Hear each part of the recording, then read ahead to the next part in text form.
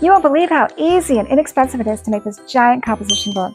You will need foam board from the Dollar Tree, also some black duct tape from the Dollar Tree, and download my free pattern below for the label and different colors of the composition books. So let's get started. Download the free pattern of the marble composition book in the link down below. Open it in the free version of Adobe Acrobat Reader. Click on print and choose poster. Change the overlap to 0.25. Check the boxes for cut marks and labels. Under Comments and Forms, choose Document and Markups. The right side of the window will show how many pages you will need to print this out, and click Print. Now that I've printed the panels for the composition book, I'm going to match them up.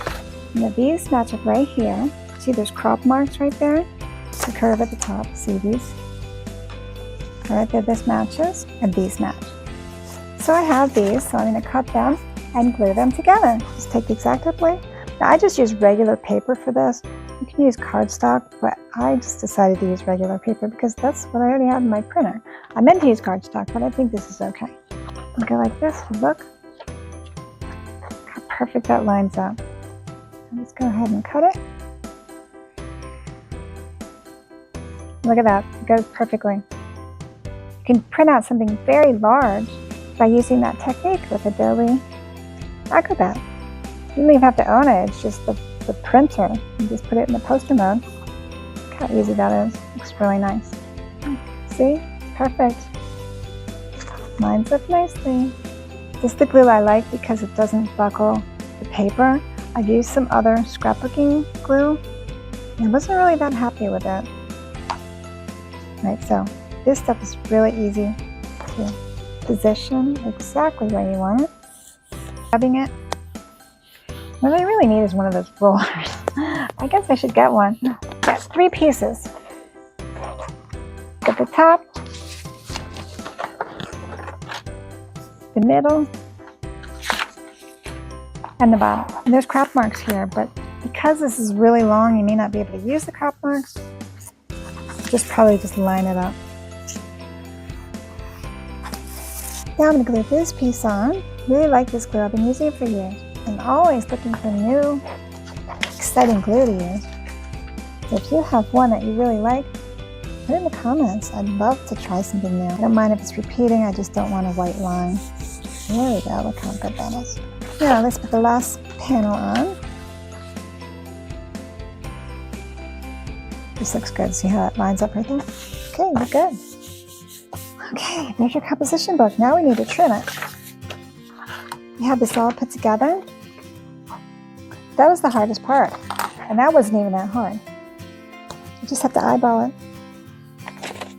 There, look, it's perfect. This is just printer paper, and it looks really nice. So far, this didn't cost anything. I'm trimming all of it with an X-Acto blade because I can get a really straight line. You could use scissors, like I'm doing right here with this corner, but for the straight lines, I like to use the blade. Okay, now I printed this out on cardstock. This looks going to look really nice. It's the right size. You can print this out on my website. And I'm just going to cut this out. I think I'm just going to cut out by hand because it's got the curves. Okay, now I'm going to use a piece of foam board. Now I got this at Dollar Tree and it's really nice. And I like the one from Dollar Tree because it's really easy to cut these pieces. So I'm going to glue this on before I cut it so I know exactly where I want to cut it. And this is nice because the edge lines up, so you don't have to cut this. I'll just have to cut the curve right here. So I'm just going to start gluing. I'm going to put some glue on the foam board. So I just glued like the first few inches. And I just want to be able to line this up. So the edge is what I really care about. The bottom isn't perfect and I can trim that. But the edge, it's like I'd like a nice clean edge. Look at that, there's no buckles. So I'll just go ahead and glue the rest of it, and then we'll trim it. Look at this, how nice it is. It's already starting to look like a composition book. So this edge doesn't matter if it's not perfect because you're going to be covering it. You just want it nice and straight. For the foam board, I'm using a utility knife to cut it. Perfect, look at this. I love it. You can do it double-sided if you want, or you could do one side. It depends on if you're having it in a display case or if you're going to have it with things showing.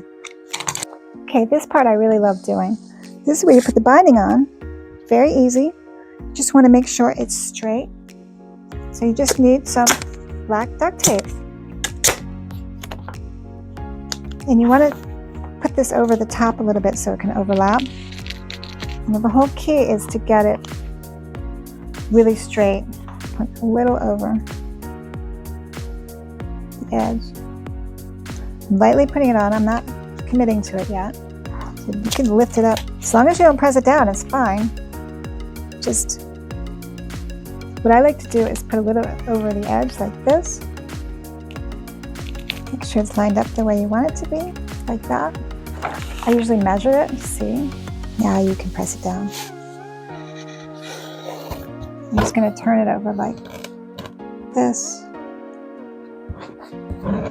The edges. So this is your binding. Now remember, you can do both sides. Look how nice that looks. Looks like a composition folder.